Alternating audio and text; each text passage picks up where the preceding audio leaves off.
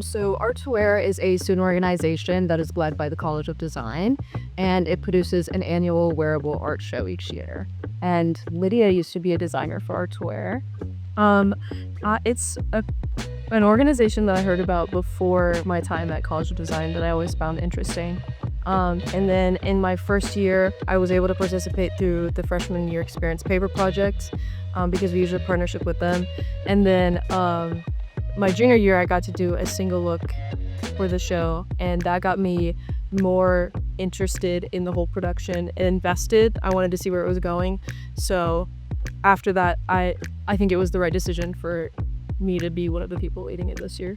And Art2Wear really always kind of stood out to me because it was working to make art accessible for everyone. Like, everybody can join the organization, no matter your major or what college you might be in. So I was always really fond of that. I think there's a huge draw to the self-expression that comes with being able to make fashion and fashion statements. And I think a lot of people kind of have like a secret pleasure to indulge in that and see what they can do with it. So this being an opportunity for students to like take a semester off from the work that they're doing for their career and like explore something creatively I think that's why so many people are interested in doing it every year. The history of Art2Wear actually began in the College of Design's Fiber Arts program, which doesn't exist anymore, but it began in that small studio where students were learning about fiber arts processes, and a few students in the class were encouraged to exhibit their work at the end of the year to friends and family, which eventually developed into the first Art2Wear show outside Camp Hefner Hall. And now it's become this like huge thing, but it originally started really small with just a few outdoor chairs, some tea lights, and it grew each year as students both behind the organization grew it to a larger extent, and the designers began creating collections of work and basing it on a certain theme. And we've been in plenty of different venues throughout the years, in Reynolds Coliseum, outside Tally Student Union, in Stewart Theater last year, and this year at the Gregg Museum of Art and Design. We're also looking to sort of expand what wearable art is. We've been doing that for quite a few years, but I think it grows each year as students kind of embrace like sculptural forms and unconventional materials and push the boundary of like where the human being and the form on the body can interact and live. Getting to work with the Gregg to make this exhibition this year, Art2Wear Through the Archives, was a really special opportunity because I got to look through like tons of old videos and photo and footage and look at old pieces and reach out to old designers. And I found out some pretty interesting things through that process. There's been some really interesting materials used.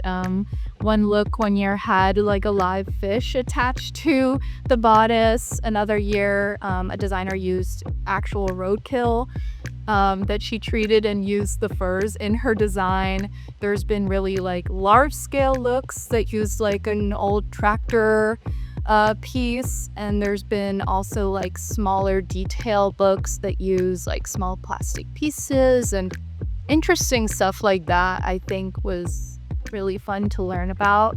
And there's majors from all over the College of Design. One of the looks displayed in the lounge here is made of beer cans, and that was designed by somebody in the College of Engineering actually. So yeah. Yeah, I think that there's a ton of different ways, especially for the show this year, that people can kind of engage with the show. In previous years, it's been sort of like a runway show. You sit as an audience member and watch it. But this year, we're really pushing the boundaries and making it more of like an exhibition where people can walk around and interact with the pieces themselves. So just coming and attending the show is a big thing. Also visiting the lounge. It's going to be up through early July. So you can come in, see the history of Art2Wear. And then other big things. If you are a student, you can be involved through many ways other than just being a designer. Designers are the main thing that keeps the organization running. So of course everyone's mind goes to that, but there's also, we have a need for fundraising, we have a need for graphics and communications, a need for marketing, And we also have a lot of different skill sets that come on our production side as well.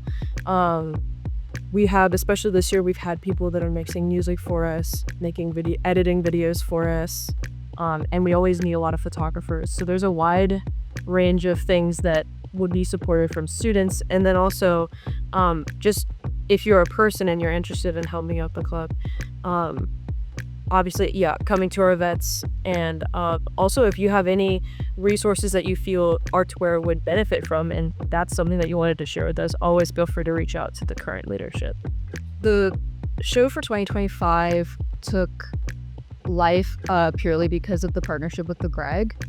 It allowed us to seek out a lot of new creative opportunities with how we showcase the designer work, and we were able to land on the decision of taking it towards more of like a performance art show. And with that, I mean each design or collection will be in their own respective space with props, lighting, sound design, and so much more. So it makes it a lot more immersive. And without the Greg partnership, we wouldn't have been able to do that. And I think that it really ties in with our theme Revive and kind of bringing a new sense to Art2Wear and taking it towards a new direction. I actually feel like the partnership with the Greg is really evident in the lounge here in the Woodson Gallery, because it actually allowed us to explore the Revive theme by looking at the history of Art2Wear. I think a lot of the students in the organization and the audience members at the show each year maybe don't have the full breadth of understanding of the history of Art2Wear, all the different things that have been done in this organization, all the different things that it's been. And this year has been different because I think we all learned so much about the organization that we would have never known without really exploring into our own archives and looking at past work. And the audience and members who come see this exhibition can also get a much deeper understanding of what Art2Wear is. We have weekly meetings, and I think there's a lot of upkeep in trying to stay proactive. Everything needs to be thought of beforehand. So before we were in these roles, there were people in these roles that left like notes for us on what to do when. And then we took that and thought, like, is there anything else we can add on to that? And then how can we leave a good note for the next year's leadership? So I think the generational part of that is big. And then at the same time, I think especially this team of 4, our directors and junior directors, have been very good at communicating with one another about whenever one of us feels like we might be overwhelmed with a bunch of tasks or action items. And I think we all have like we all have our own kind of nook within the leadership that we're good at. Like, there are things that Kirthi really balances me out with that are like more your specialty, and then there are things on my side, and same with Emma and Aurelia. So as a designer, I feel like I have seen a lot of benefits in my own craft and my own process. I've become a lot more confident in what I'm able to do and what I'm able to explore as an artist. I feel like confidence is something that I have always struggled with when it comes to my art, and everyone gets imposter syndrome. Like, that's just part of at least being in the design school, but I'm sure many other majors in other colleges at NC State. And so I just feel like I have been able to regain confidence in myself through creating this and exploring my own life through my design. And as far as lessons, I think I've really learned about time management. I've learned about communication skills as well. And I've learned that people are really willing to help you. And I think that that's so important to like a creative endeavor, is just having a team behind you. And I think that I was so used to doing so much on my own, and I'm very appreciative of the fact that there's so many people behind the designers here who are able to help.